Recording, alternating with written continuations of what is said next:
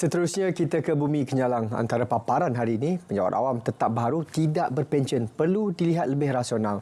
Perinciannya kita langsung saja bersama Vanessa Mering di Kuching. Silakan Vi. Ya, terima kasih Sahi. Pengumuman Kabinet yang menetapkan syarat bahawa penjawat awam baharu berstatus tetap selepas ini adalah tidak berpencen perlu dilihat dari sudut pandangan yang lebih rasional dan perspektif jangka masa panjang. Menurut Menteri Pelancongan Seni dan Budaya Malaysia, Datuk Seri Tiong Keng Seng, reformasi yang dilaungkan bukan hanya slogan tetapi memerlukan tindakan yang praktikal. Semakan semula sistem berpencen penjawat awam membolehkan negara mempunyai dana yang lebih besar untuk menyokong mereka yang kurang bernasib baik, menaik taraf infrastruktur luar bandar dan melaksanakan pelan pembangunan. Pelaksanaan pelan-pelan ini akan mencipta masa depan yang lebih cerah untuk rakyat Malaysia. Seharusnya isu pencen penjawat awam ini tidak perlu disensasikan lebih-lebih lagi pada saat Malaysia kini di peringkat mentransformasikan ekonominya. Datuk Seri Tiong yang juga Presiden Parti Demokratif Progresif PDP berucap demikian pada Majlis Sambutan Tahun Baharu Cina, anjuran PDP di Sibu. Jelasnya lagi, reformasi seperti ini tidak dapat dielakkan jika mahu ekonomi negara keluar daripada keadaan mendata selain meningkatkan daya saing kita di pesada antarabangsa. Perubahan ini pastinya mengambil masa dan sebarang reformasi perlu melalui fasa menyakitkan sebelum mencapai matlamat yang disasarkan. Proses menaik taraf Masjid Al-Mutakin Sarike telah mencapai 90% siap dan dapat digunakan menjelang Hari Raya Aidilfitri tahun ini. Timbalan Menteri Perancangan Bandar, Pentadbiran Tanah dan Alam Sekitar, Datuk Len Talif Saleh berkata, setakat ini pihak kontraktor masih menunggu bahan binaan yang telah ditempah khas bagi menyiapkan lagi baki 10% masjid tersebut.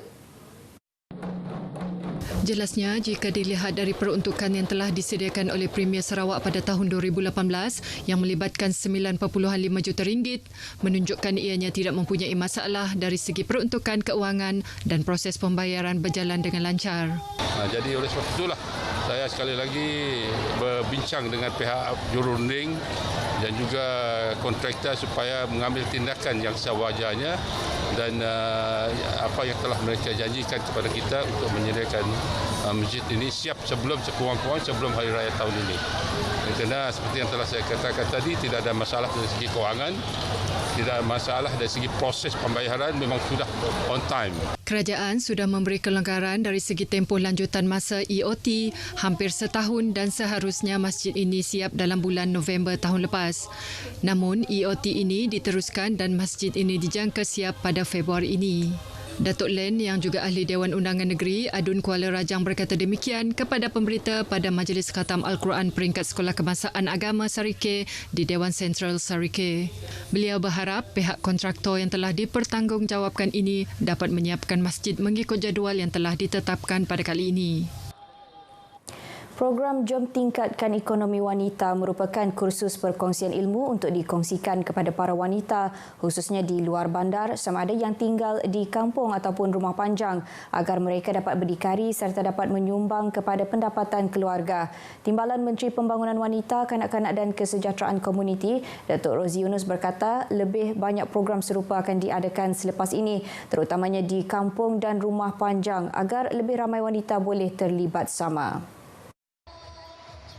Justru dengan peluang yang disediakan oleh kerajaan ini, wanita di luar bandar akan dapat memanfaatkan sebaik-baiknya ilmu yang ada demi kesejahteraan mereka.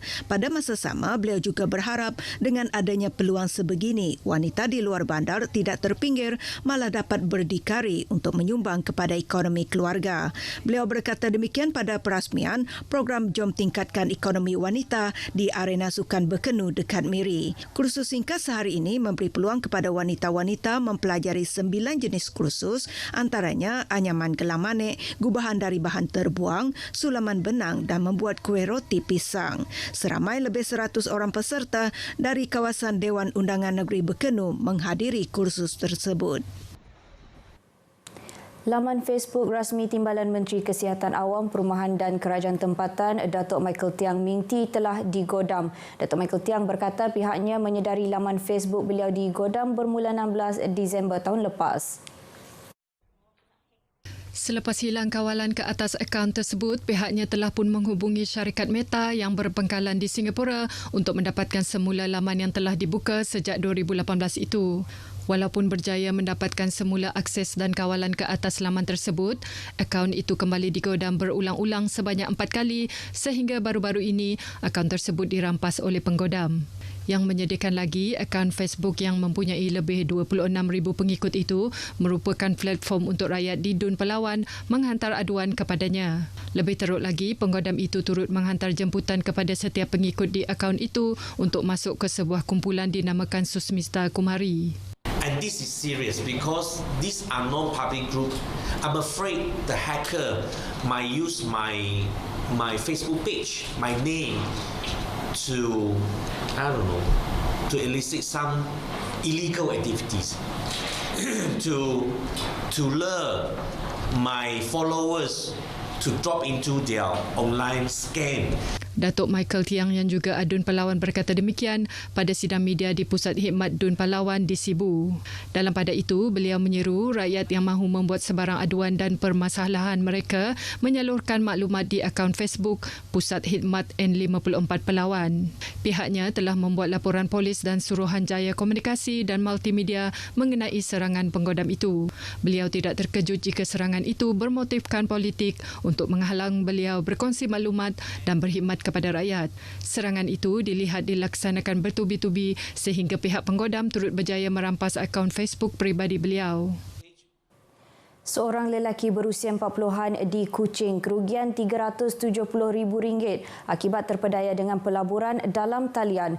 Pesuruhjaya Polis Sarawak Datuk Manca Atta dalam kenyataan medianya berkata mangsa diperkenalkan oleh seorang rakan untuk menyertai pelaburan kripto yang dikenali sebagai Setcoin pada Oktober 2021.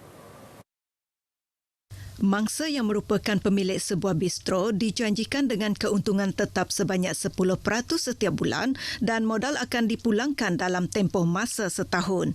Tertarik dengan tawaran suspek, mangsa melakukan 16 transaksi pemindahan wang dalam talian berjumlah kira-kira RM370,000 melalui aplikasi Binance serta 3 akaun bank milik suspek dan sebuah syarikat tidak dikenali antara Oktober 2021 dan April 2022. Mangsa diberikan ID akaun satu laman sesawang untuk memantau keuntungan dan modal yang telah dilaburkan. Mangsa menyedari telah ditipu selepas tidak berjaya untuk mengakses laman sesawang terbabit kerana akaunnya telah disekat pada bulan Mei 2022 selain suspek telah menghilangkan diri dan gagal dihubungi. 3 buah rumah di Kuching terjejas akibat banjir kilat pagi ini ekoran hujan berterusan sejak tengah malam tadi.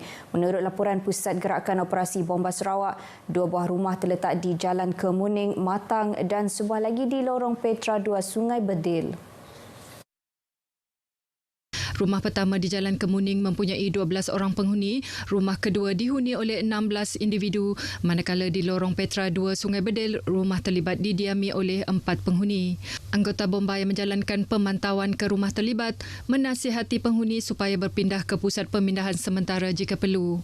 Penghuni memaklumkan mereka memohon bantuan bekalan asas seperti makanan dan perubatan.